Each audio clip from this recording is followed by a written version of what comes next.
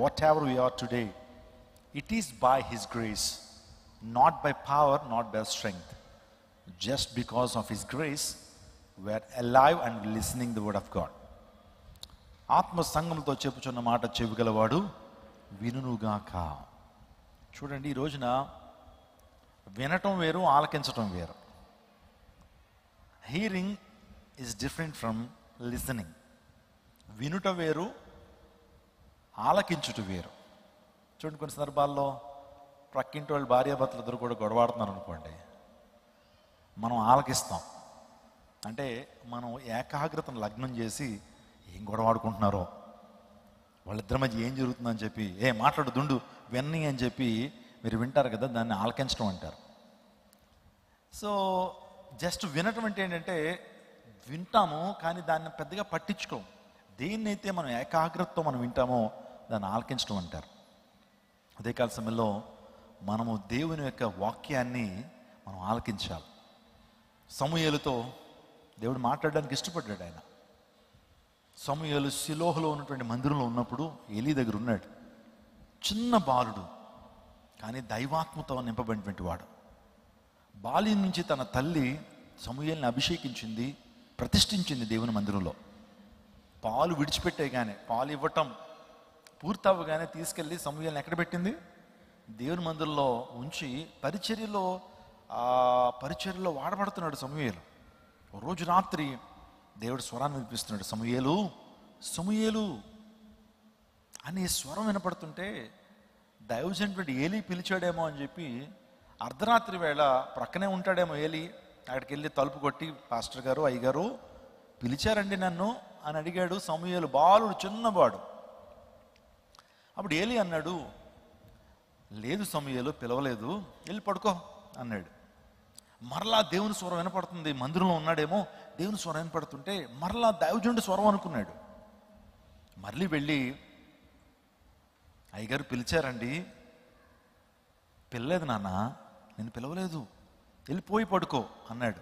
అలా చెప్పి ఇంకో మాట అన్నాడు, సమూయేలు ఇంకొకసారి ఆ స్వరం నీకు వినపడితే నీ దాసుడు ఆలకిస్తున్నాడు, సెలవీ ప్రభు అని అడుగు అన్నాడు. సమూయేలుకి దేవాదేవుడు ప్రత్యేకమైనటువంటి తన స్వరాన్ని వినిపించడం మొదలుపెట్టాడు. ఎందుకంటే ప్రవక్తగా ఎంపిక చేసుకోవాలని. ఎందుకంటే తల్లి గర్భంలో ఉన్నప్పుడే దేవుడు సమూయేలుని ఏర్పాటు చేసుకున్నాడు ప్రవక్తగా. ఆ విషయం, దేవుడు సమూయేలుతో మాట్లాడుతున్నాడు అనేటువంటి విషయం ఏలీకి అర్థమైంది. ఏలీ అంటాడు, దేవుడే మాట్లాడుతున్నాడు సమూయేలుతో, ఈసారి ఆ స్వరం నీకు వినపడినప్పుడు నీ దాసుడు ఆలకిస్తున్నాడు, సెలవి అని చెప్పు అన్నాడు. అలాగే అయ్యగారని చెప్పి నెక్స్ట్ థర్డ్ టైం దేవుడు మాట్లాడుతున్నాడు, సమూయేలు సమూయేలు అని పిలిచినప్పుడు వెంటనే దైవజనుడు చెప్పిన మాటను చెప్పాడు, నీ దాసుడు ఆలకిస్తున్నాడు, సెలవే. ఈరోజు నేను ఒక మాట చెప్తాను. అనేకమైన ప్రార్థనలు దేవుని యొక్క వాక్యంలో ఉన్నాయి. అబ్రహాము ప్రార్థన ఉంది, యోసేపు ప్రార్థన ఉంది, దావీదు ప్రార్థన ఉంది, హన్నా ప్రార్థన ఉంది, దానియేలు ప్రార్థన ఉంది, షడ్రక్ మెషక్ అబేద్నెగోల ప్రార్థనలు ఉన్నాయి. ఇవన్నీ ప్రార్థనల కంటే నాకు ఇష్టమైన ప్రార్థన ఏంటో తెలుసా? సమూయేలు ప్రార్థన. నీ దాసుడు ఆలకిస్తున్నాడు, సెలవి. నీ దాసుడు ఆలకిస్తున్నాడు, సెలవి. ఈ రోజున ఎంతమంది ఆ ప్రార్థన చేయగలుగుతారు? అయ్యా, నేను ఆలకించడానికి సిద్ధంగా ఉన్నాను, నీ వాక్యాన్ని రిసీవ్ చేసుకోవడానికి సిద్ధంగా ఉన్నాను. ఎక్కడైతే సరి చేసుకోవాలో సరి చేసుకోవడానికి సిద్ధపడుతూ నీ సన్నిధిలో కూర్చున్నానయ్యా, సెలవి అయ్యా. నీ దాసుని ద్వారా, దైవజనుడి ద్వారా సెలవి అయ్యా. అభిషేకం కలిగిన దైవ సేవకుడి ద్వారా సెలవి అయ్యా. నన్ను బలపరచయ్యా, నన్ను తెప్పరిల్ల చేయయ్యా, నన్ను హెచ్చరించయ్యా, నాలో ఉన్న లోపాలను సరిచేయ్యా, నాలో ఉన్న గతుకులు, నాలో ఉన్న పల్లములు ఎత్తు చేయయ్యా అని ప్రభు సన్నిధిలో మనం ప్రభుని వేడుకున్నప్పుడు దేవుడు తన వాక్యం ద్వారా దేవుని బలపరుస్తాడు. యెషయా గ్రంథం 35వ అధ్యాయం 10వ వచనం చదువుకుందాం. యెషయా గ్రంథం 35వ అధ్యాయం 10వ వచనం. Turn your Bibles to the book of Isaiah, 35th chapter and verse 10. అక్కడ సింహం ఉండదు, క్రూర జంతువులు దాన్ని ఎక్కవు, అవి అక్కడ కనబడవు, విమోచింపబడిన వారే అక్కడ నడుచుదురు, యెహోవా విమోచించిన వారు పాటలు పాడుచు తిరిగి Okay. సియోనుకు 10వ వచనం అందరూ కలిపి చదువుదాం ఈ మాట. దయచేసి అందరూ గ్రంథాలు తెరిచారని నమ్ముతున్నాను. ఆ సిస్టర్ 9th verse చదివారు. 10th verse అందరూ కూడా కలిపి చదువుదాం. Ready, shall we start? Jehovah విమోచించిన వారు పాటలు పాడుచు తిరిగి సియోనుకు వచ్చెదరు. వారి తలల మీద నిత్యానందముండును. వారు ఆనంద సంతోషములు గలవారే వచ్చెదరు. దుఃఖమును నిట్టూర్పును ఎగిరిపోవును. మరి చెప్దాం అన్నమాట. దుఃఖమును నిట్టూర్పును ఎగిరిపోవును. నేను ఈ వాక్యాన్ని చదువుతున్నప్పుడు ఎక్స్పెక్ట్ చేయలేదు. పరిశుద్ధాత్మదేవుడు ఎగిరిపోవును అనే మాట వాడతాడని నేను అనుకోలే. కొన్ని సందర్భాల్లో డాక్టర్ గారు అంటారు, ఈ ట్యాబ్లెట్ వేసుకోమ్మా జ్వరం ఎగిరిపోద్ది అంటాడు. ఏమంటాడు? ఈ ట్యాబ్లెట్ వేసుకో జ్వరం ఎగిరిపోద్ది అంటాడు. అంటే మా చిన్నతనంలో జ్వరం వస్తేనట ఒక ప్రక్రియ చేస్తుండేటువంటి వారు. అదేంటంటే బాగా నాటుకోడి తినేసి ఏంటట జ్వరం వచ్చినప్పుడు ఏం తినేయాలట, చక్కగా నాటుకోడి శుభ్రంగా మసాలా బాగా దట్టించి నాటుకోడి తినేసంట ఎండలో ఓ మంచం వేసుకుని ఒక రగ్గు కప్పేసుకుని ఒక అరగంట సేపు పడుకుని పోవాలట. అప్పుడు జ్వరం ఏమైపోద్దంట, ఎగిరిపోద్దని చెప్తుండేటువంటి వారు. ఎంతవరకు సత్యమో నాకు తెలియదు. మరి ఎగిరిపోద్ది అనేటువంటి మాట, ఈ మాటను నేను చదివినప్పుడు దీని మీద ఒక సందేశాన్ని చెప్పాల. దుఃఖము, ఆ యొక్క 35వ అధ్యాయం 10వ వచనంలో అక్కడ అంటాడు, దుఃఖమును నిట్టూర్పును ఎగిరిపోనంటే మనలోంచి అవి ఏమైపోతాయి, దూరం అవుతాయి, ఎగిరిపోతాయి అనేటువంటి మాట మనం చూస్తున్నాం. అవును, ఈరోజున దేవుడు మన నిట్టూర్పును మన దుఃఖమును ఆయన ఎగిరిపో చేయగలిగినటువంటి వాడు. హల్లెలూయా. మన నుంచి దూరం చేయగలిగినటువంటి వాడు. మన దుఃఖ దినాలు దేవుడు సమాప్తం చేసేటువంటి దేవుడు ఆయన. ప్రభు సన్నిధికి వస్తున్నటువంటి నీవు ఒక ఎక్స్పెక్టేషన్తో వస్తున్నావు. ఒకవేళ నీ ఎక్స్పెక్టేషన్ గనక అది ఫుల్ఫిల్ అవ్వకపోతే నువ్వు దేవుణ్ణి అవమానించినట్లే అంటాను నేను. ఒక ఎక్స్పెక్టేషన్తో ఖచ్చితంగా రావాలి. ఒక ఆశతో ప్రభు సన్నిధికి రావాలి. ఒకవేళ ఆశతో నీ ప్రభు చేయలేడు అనేటువంటి అవిశ్వాసంతో వస్తే నీ దేవుణ్ణి అవమానపరుస్తున్నట్లే. స్వస్థత కొరకు ఈ ప్రాంతానికి వచ్చావు, దేవుని సన్నిధికి వచ్చావు, దేవుడు ఖచ్చితంగా నీకు స్వస్థతనిస్తాడు. ఒక కార్యం జరగాలి నీ ప్రాంతానికి వచ్చావు, దేవుడు చేయలేడు అనేటువంటి భావంతో వెళ్ళటానికి వీల్లేదు. ఒకవేళ అదే భావన అదే అవిశ్వాసం నీకు ఉన్నట్లయితే నీవు దేవుణ్ణి అవమానపరుస్తున్నట్లే. నీ జీవితంలో దేవుడు అద్భుతాన్ని జరిగించగలడు, జరిగిస్తాడు. ఆయనకు అసాధ్యమైనది ఏది లేదు. There is nothing impossible with our God. నాకేదైనా అసాధ్యమైనది ఉన్నదనుకుంటున్నావా అన్నాడు ప్రభు. అవును, ప్రభుకి అసాధ్యమైంది ఏది కూడా లేదు. నీ జీవితంలో దుఃఖమును నిట్టూర్పును ఎగిరిపోవును. కొన్ని దినాలు నీ జీవితంలో రాబోతున్నాయి. దేవుడిని సంతోషంతో నింపబోతున్నాడు. సంతోష వస్త్రాన్ని నీకు ధరింప చేయబోతున్నాడు. ఉల్లాస వస్త్రాన్ని దేవుడు ధరింప చేయబోతున్నాడు. ఎప్పుడు నీకున్న నిట్టూర్పు, నీకున్న దుఃఖము అలా ఉండదు. దేవుని నిట్టూర్పును దుఃఖాన్ని దూరం చేస్తాడు. ఒకవేళ నీ ప్రియుల్ని, నీ రక్త సంబంధుల్ని, ఒకవేళ నీ భర్తనో నీ భార్యనో కోల్పోయిన పరిస్థితుల్లో ఉన్నట్లయితే ఎప్పుడు ఆ దుఃఖాన్ని నీతో ప్రభు ఉంచడు, గొప్ప ఆదరణ ఇస్తాడు. నాకు తెలిసినటువంటి ఒక స్నేహితుడు మరణించాడండి. మరణించిన తర్వాత యంగ్స్టర్, 30 years ఉంటాయి.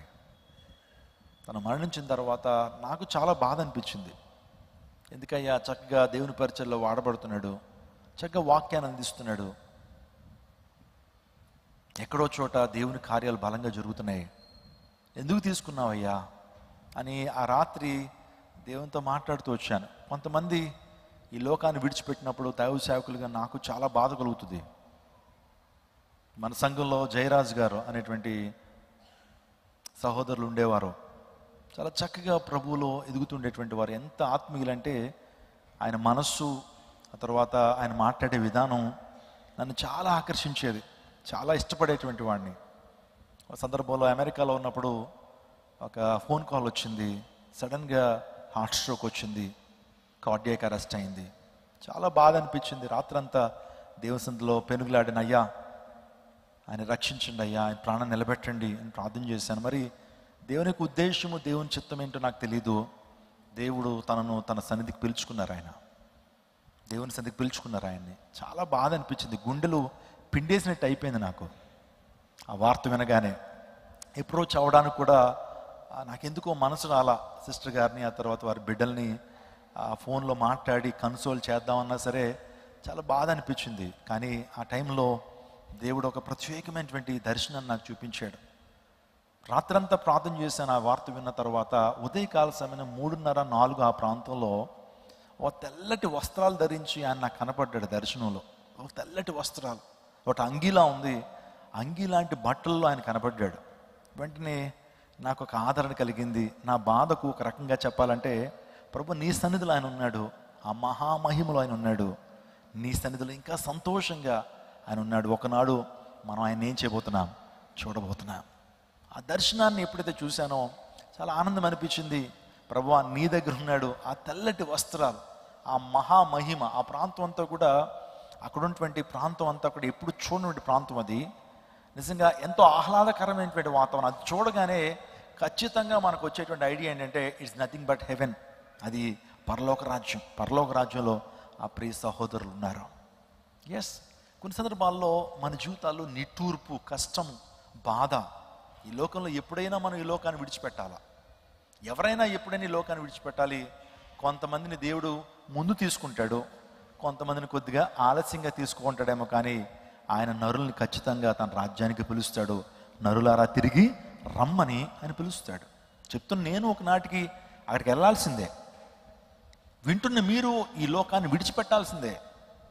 అది నువ్వు యాక్సెప్ట్ చేసినా చేయకపోయినా ఇది సత్యం. బర్త్ ఎంతైతే న్యాచురల్లో, మనం ఈ లోకానికి వచ్చామన్నటువంటిది ఎంత న్యాచురల్లో, ఎంత క్వైట్ న్యాచురల్లో, ఎంత సహజమైనదో, ఈ లోకాన్ని కూడా ఒకనాడు విడిచిపెట్టాలనేటువంటిది కూడా అంతే సహజం. అందరికీ శుభవార్త. ప్రతి ఆదివారం 10,000 మంది ఒక చోట చేరి దేవుణ్ణి ఆరాధిస్తున్న జీవం గల దేవుని సంఘం. స్వస్థత, విడుదల, అభిషేకం పొందాలనుకుంటున్నారా? దురాత్మ శక్తుల నుంచి విడుదల కావాలా? ఆర్థిక ఇబ్బందుల నుంచి విడుదల కావాలా? సంతానలేమితో బాధపడుతున్నారా?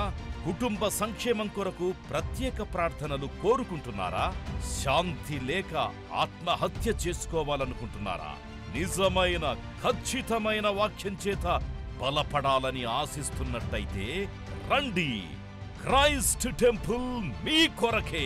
ప్రతి ఆదివారం 4 ఆరాధనలు జరుగుతున్నాయి. మొదటి ఆరాధన ఉదయం 6 గంటలకు, రెండవ ఆరాధన ఉదయం 8 గంటలకు, మూడవ ఆరాధన ఉదయం 10 గంటలకు, నాల్గవ ఆరాధన సాయంత్రం 6:30 జరుగును. స్థలం Christ temple, Mary Stella indoor stadium, Pantakaluva road, NTR circle, Vijayawada. ముఖ్య ప్రసంగికులు ప్రపంచ వ్యాప్తంగా వాక్యమునందించి కోట్లాది మందికి దీవెనకరముగా ఉన్న మన దైవజనులు రెవరెండ్ డాక్టర్ పాల్ ఇమాన్యుయల్ గారు మరియు నిస్సీ పాల్ గారు శక్తివంతమైన సందేశాలను అందించి ప్రతి ఒక్కరి కొరకు ప్రత్యేక ప్రార్థనలు చేయుదురు. హృదయాలను హత్తుకునే అద్భుతమైన స్తుతి ఆరాధన సాక్ష్యాలు, ప్రతి విశ్వాసిపై ప్రత్యేక శ్రద్ధ, గృహ దర్శనాలు, ఇంకా మరెన్నో. ప్రతి ఆరాధనలో 1000 మంది ప్రజలు పాల్గొంటూ ఆత్మీయముగా బలపడుచున్నారు. పాటలు, ఆరాధన, వర్తమానముల ద్వారా దేవుని ఆత్మీయ కార్యములు అనేకులు పొందుకుంటున్నారు. విజయవాడ చుట్టుపక్కల ప్రాంతాల నుంచే కాక 100 కిలోమీటర్ల దూరం నుంచి ప్రజలు వచ్చి ఆత్మీయ మేలులు పొందుచున్నారు.